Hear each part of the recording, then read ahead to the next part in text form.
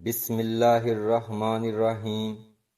معزز ناظرین کرام، السلام علیکم۔ بہت سے نیک مسلمان ایسے بھی ہوتے ہیں جو جمعے کی نماز کے بعد عصر تک مسجد میں بیٹھے رہتے ہیں، اللہ کی یاد میں بیٹھتے ہیں، تو یہ نہیں ہے کہ حکم ہے اور وہ حکم کی خلاف ورزی کر رہے ہیں، ایسا نہیں ہے۔ ہاں، جا سکتے ہو تو جاؤ، تمہارا کاروبار ہے، کوئی تمہاری دکان ہے، کوئی تمہارا دفتر ہے، اس میں جانا ہے تو جاؤ۔ اللہ نے تو کہا ہے جب تم نماز ادا کر لو تو زمین میں پھیل جاؤ اور اللہ کا فضل تلاش کرو۔ اب یہاں یہ بہت اہم مقام ہے کہ مراد ہے رزق، لیکن جس کو اللہ کا فضل قرار دیا جا رہا ہے اس کو سمجھ لیجئے۔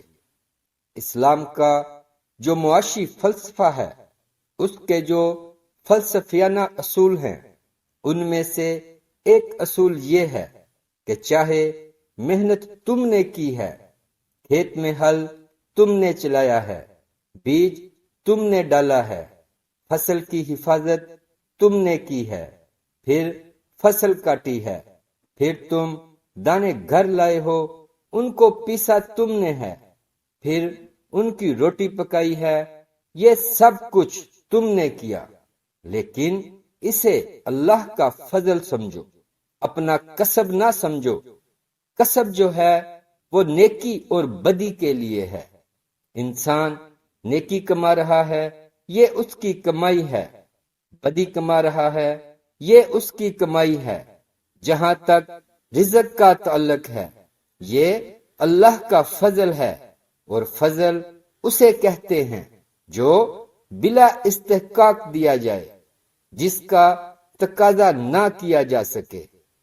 جس کی ایک سادہ سی مثال ہے کہ آپ نے کسی مزدور کو رکھا ہے، 8 گھنٹے اس نے کام کرنا ہے، آپ نے فرض کیجئے 100 روپے اس کی مزدوری مقرر کی ہے۔ دن بھر آپ نے دیکھا کہ مزدور بڑی محنت سے کام کرتا ہے، دل لگا کر کام کیا ہے اس نے، چاہے کوئی دیکھ رہا ہے یا نہیں دیکھ رہا۔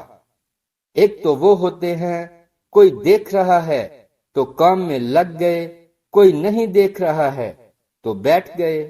نہیں، اس نے بڑا جی لگا کے کام کیا ہے، تو شام کو آپ اسے 100 روپیہ بھی دیتے ہو اور 10 روپے اور دیتے ہو۔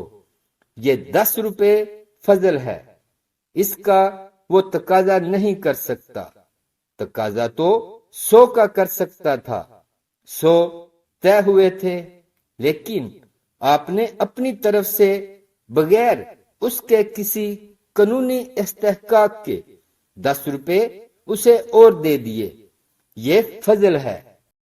اسی طریقے سے رزق جو بھی انسان کو ملتا ہے وہ فضل ہے اللہ کا، اسے اپنا کسب نہ سمجھو۔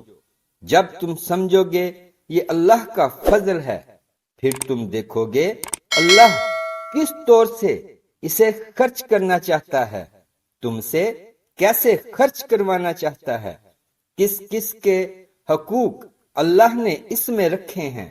لیکن اس میں بھی اللہ کو کثرت سے یاد کرو۔ یہ نہ ہو مسجد میں تو اللہ کا ذکر ہوا، باہر نکلے تو بھول گئے، نہیں، بلکہ یہ کہ جو کام کر رہے ہو اس کام میں ہاتھ تمہارے مصروف ہوں اور دل تمہارا جو ہے وہ اللہ کے ساتھ لگا ہوا ہو، جسے ہم پنجابی میں کہتے ہیں ہتھ کار ول تے دل یار ول۔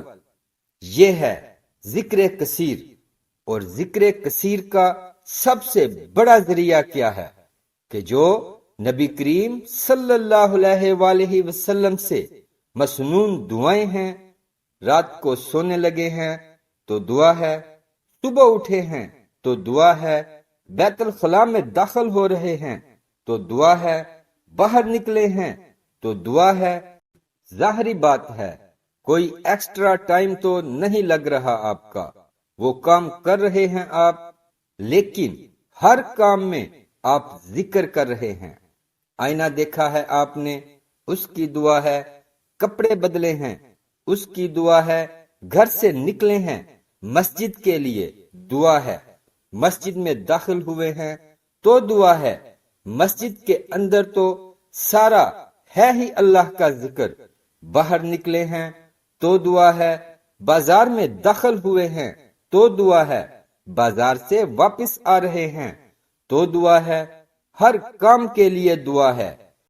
یہ دعا جو ہے یہ ذکر کثیر کا سب سے بڑا طریقہ ہے، ذریعہ ہے، اور اس کے اندر دوہری بات ہے۔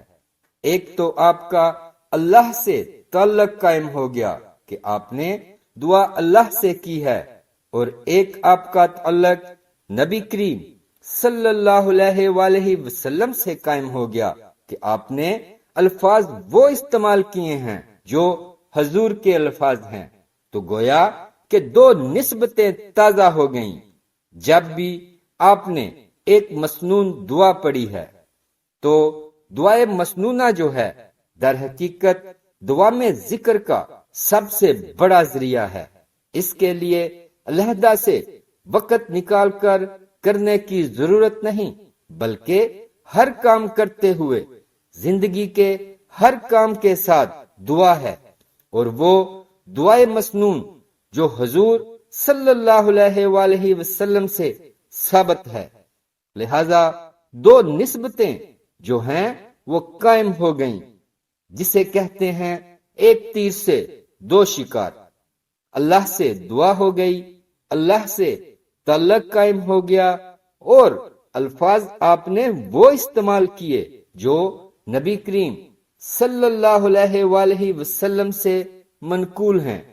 آپ کا تعلق حضور صلی اللہ علیہ وآلہ وسلم کے ساتھ قائم ہو گیا، تو آپ اپنے کام کے ساتھ اللہ کے ذکر میں لگے رہو، اللہ رب العزت آپ کے کام خود بناتا جائے گا۔ پیارے دوستو، دین کی بات کو پھیلانا اور دوسروں تک پہنچانا بھی ایک صدقہ جاریہ ہے۔ اگر بات اچھی لگی ہو تو لائک کر دیں اور اپنے دوست احباب کے ساتھ شیئر ضرور کریں۔ اسلامک ویڈیوز کے لیے سبسکرائب کریں اور ساتھ بیل کے بٹن کو بھی پریس کر دیں۔